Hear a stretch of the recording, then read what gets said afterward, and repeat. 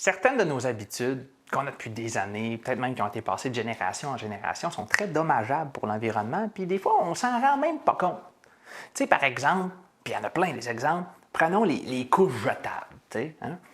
En soi, une couche jetable, un événement isolé, qu'on la jette, c'est pas la fin du monde. Mais si on est des millions à le faire, c'est excessivement dommageable pour la planète. Puis au-delà de l'éducation puis de la sensibilisation qu'on peut faire auprès des gens pour leur donner envie de changer leurs habitudes de vie, on peut aussi mettre en place des incitatifs. Le classique, c'est la consigne des bouteilles de vitre puis d'aluminium. Ça fait que des gens qui se préoccupent peut-être même pas de l'environnement, soudainement, font partie de la solution.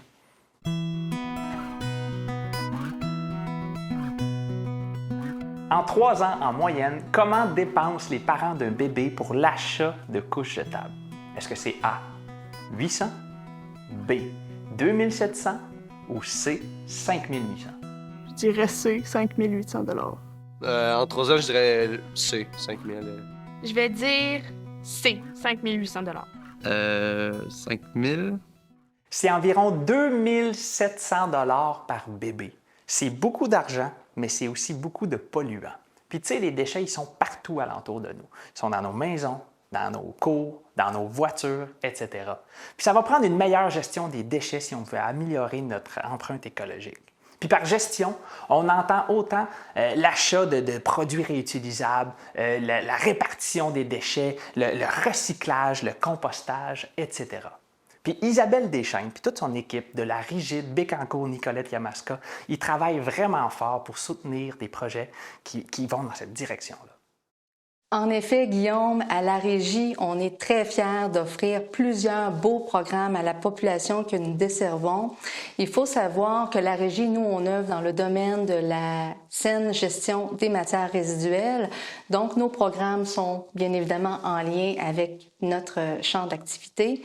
Donc, entre autres, on a le super beau programme d'achat moindre coût pour les couches lavables. Donc, on sait qu'un beau petit poupon, ça génère une grande quantité de couches qui sont destinées à l'enfouissement. Donc, nous, on est fiers, par l'entremise de ce programme-là, de soutenir les familles à poser un geste concret pour la réduction des déchets, mais aussi de les aider à faire des économies par l'entremise de ce programme-là. On a également des programmes pour l'achat d'équipements à moindre coût. On a juste à penser composteurs domestiques, bacs de recyclage. On sait que c'est tellement important de recycler à la maison. On veut encourager la population à continuer à recycler à la maison. Donc, c'est des services qu'on offre également à la Régie. Et on a notre tout nouveau programme de cette année, le programme pour l'achat de produits d'hygiène féminin durables. Donc ça, on est très fiers et on est toujours à l'affût justement d'offrir à la population des nouveaux services, des nouveaux programmes qui vont aider la population à poser des gestes concrets pour la réduction des déchets. Donc, j'inviterai la population à ne pas hésiter à frapper à notre porte pour toute demande en ce sens-là. Et d'ailleurs, on offre également un service de formation pour lequel on se fait toujours un devoir de répondre positivement à toutes les demandes qui nous sont adressées à la Régie. Donc, nous, à la Régie, toute notre équipe, on est ultra motivés à donner les services à la population dont elle a besoin pour avoir des résultats significatifs sur la réduction des déchets qui sont générés par notre territoire. Ce qui est vraiment cool avec des initiatives et des incitatifs comme ça, c'est que ça peut avoir un effet de masse puis changer les habitudes de vie d'un très grand nombre de personnes. Puis un autre groupe qui peut avoir un impact majeur dans ce sens-là, c'est les entreprises puis les organismes. La SADC, Nicolette Bécancour, est un très bon exemple d'accompagnement vers le changement. Oui, tout à fait, Guillaume. En fait, à la SADC de Nicolette Bécancour, on accompagne en développement durable les entreprises, les organisations et aussi les municipalités.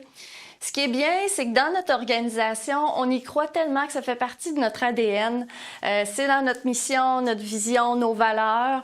Et on applique aussi des mesures éco-responsables là, à l'interne avec notre équipe de travail. On fait du compost au bureau. Bref, on a fait plusieurs mesures là, pour réduire notre papier, réduire les bouteilles d'eau, etc. Et on s'est aussi doté d'une politique de développement durable à la SADC.